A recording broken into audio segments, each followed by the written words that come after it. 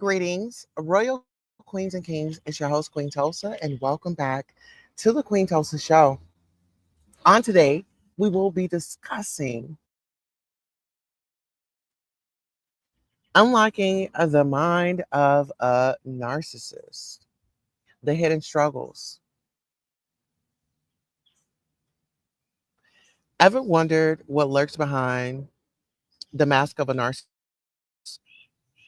In this gripping video, we uncover the profound and often surprising emotions that shake their seemingly unbreakable facade.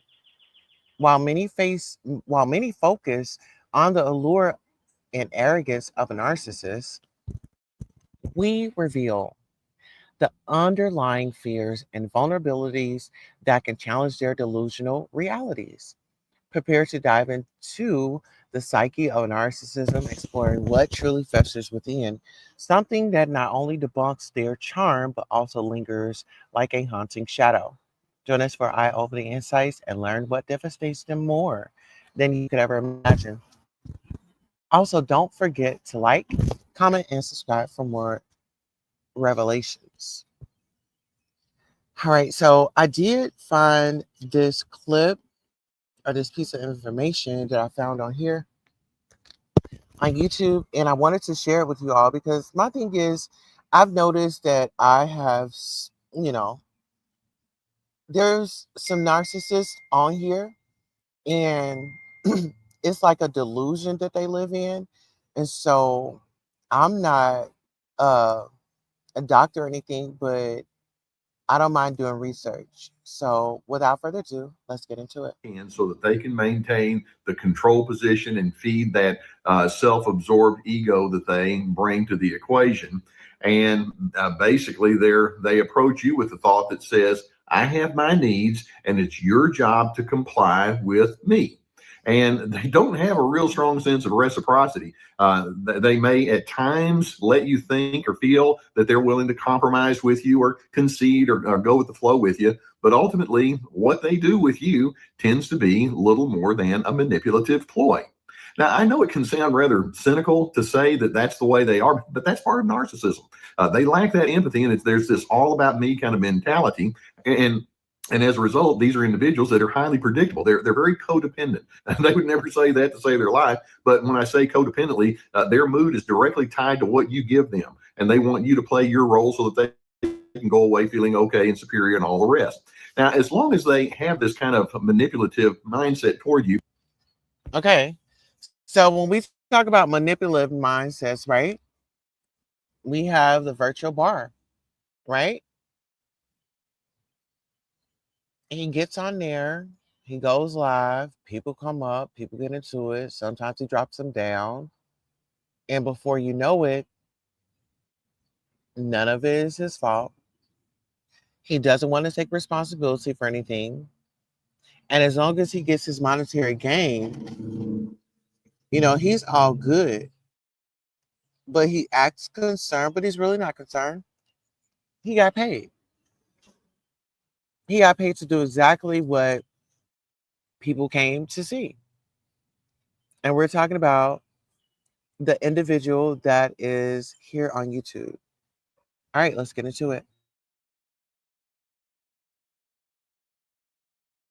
There are certain predictable tactics that they tend to use to keep you in line and to keep you giving them the supply that they need. So let's go through 8 of what I would consider to be some of the most common tactics they use. It's not an exhaustive list, but at least it can give you an idea of how this could work.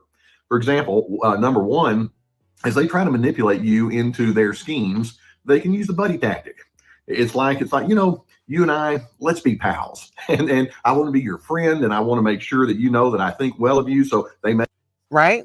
They get you on their panel, right? Come on my panel. Come up here, have a good time. It's all good. Hey, you after such and such. I'm after such and such. Let's buddy up. I like the way you speak your mind. I like the way you just, you just really just set it out there. You don't hold nothing back. But they were just into it with you a week ago. Let's go. may sometimes do favors for you or pay compliments or seemingly give some concessions and act in a very serving or kind way toward you. But unfortunately, what seems to be good on the surface actually has its hidden agenda behind the surface because it's a ruse. And again, I know it can sound a bit cynical, but in the long run, narcissists are after that control, and the buddy technique can be a part of their way of trying to pull you into their orbit. Okay. So speaking of pulling you up into their orbit, child, how I feel about it is these alliances. Everybody wants to be, oh, this alliance, and we got to be this, and we got to be that. You can't even be truthful. You can't even tell yourself the truth. Why would I want you over here with me? Talk about an alliance. You can't hold water. But they have people that champion.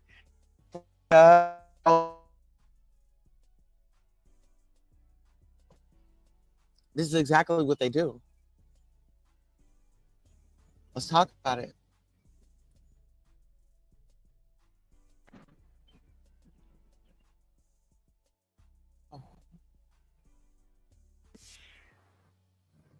A second tactic that they can use, and that is they can use what they can offer you what I would call intellectual empathy, which is not the same as true empathy in the classic sense of the word. The intellectual empathy may be something like, this is very important to you, or I see that this is something that really bothers you, so let's take a look at that. And intellectually they can say, okay, this is something that I see on the inside of you. But true empathy is wanting to know you from your vantage point so that that individual can get in there and experience life with you and have kind of an arm around the shoulder, if you will. Narcissists will use a phony intellectual empathy. I feel like they will act like they want to get to know you. They would, make you you become vulnerable. You start sharing things with them. And little do you know, you got to be careful with them because they will sit up here. They will lie about a story. Like they will sit up here and insert a story in and it has no truth to it. It never happened. But just because they are wanting to do something from you, they're going to play that role. Okay? Because it's a little insurance for them to use against you later. They want you to conclude, wow, what a really nice person. You seem to really know me. And yet it's empty. And sometimes they'll even use what I call empty promises. It's like, well, as long as we understand what's going on, then things are going to be good. Oh, I'm going to come by your channel. I'm going to come by and support you.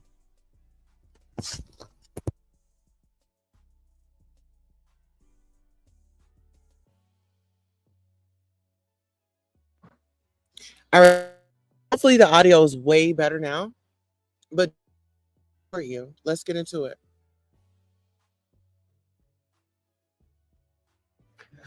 A third tactic that narcissists can commonly use is they can go into the now you owe me mentality.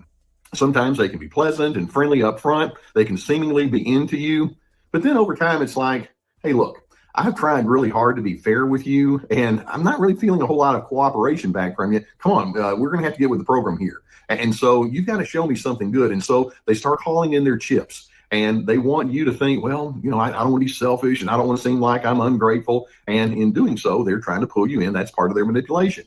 Let's talk about what you owe me. And, after all the nice things I've done for you, surely you can give me something in reverse. Then a fourth tactic they can often use is they'll appeal to both loyalty and then guilt. And when I say loyalty and guilt, it's like, I thought we were going to be on the same team here. And if you want to be on my team, if you want to be connected with me, there's just a certain thing you're going to have to come up with.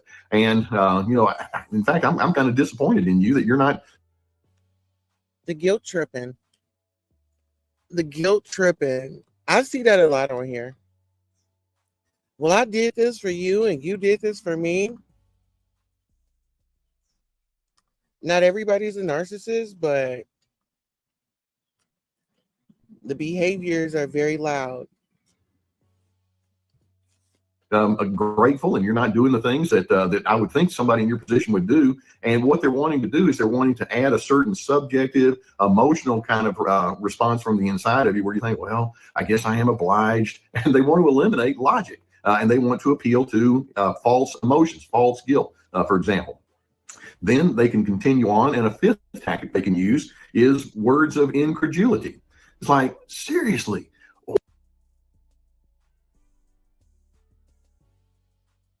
Haven't we heard people say this? Seriously? You know what's going on. No accountability, the manipulation, the distractions.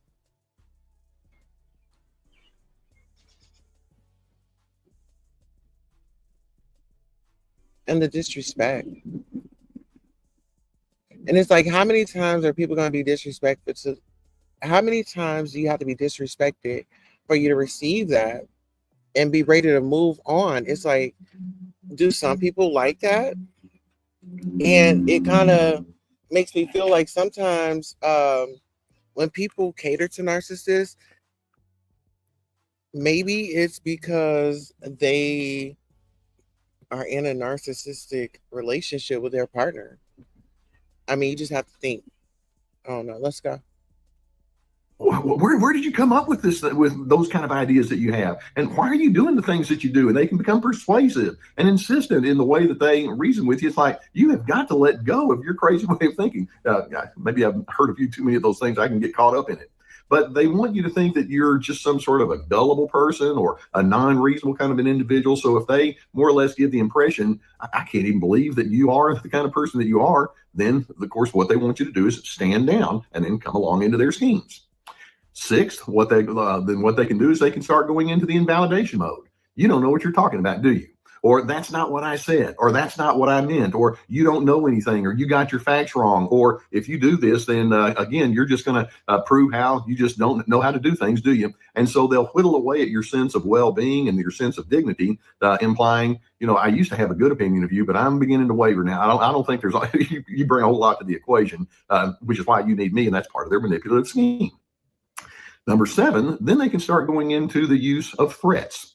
It's kind of like, if you don't do what I want you to do, you're gonna pay. This is not going to be good for you. And they may point blank say it out loud, or they may imply it through the use of the silent treatment or stonewalling. Isn't that what Lemon did to Shakim?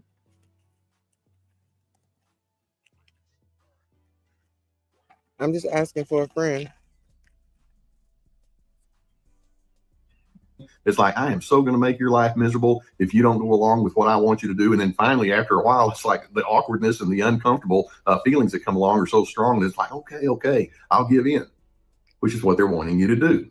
And then finally, an 8th tactic, and I strongly suspect many of you have been up against this, they can go straight into their anger mode with lots of criticism or harshness or insults, name calling, rages, and things of that nature, where it's like, man, they get so loud and so obnoxious that you don't know what to do. And so they want to be so intimidating and so overbearing that finally it's like, it is not worth it for me to move forward with my preferences. I'll go along to get along.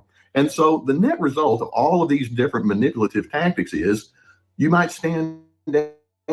It's like you'll capitulate and you'll comply.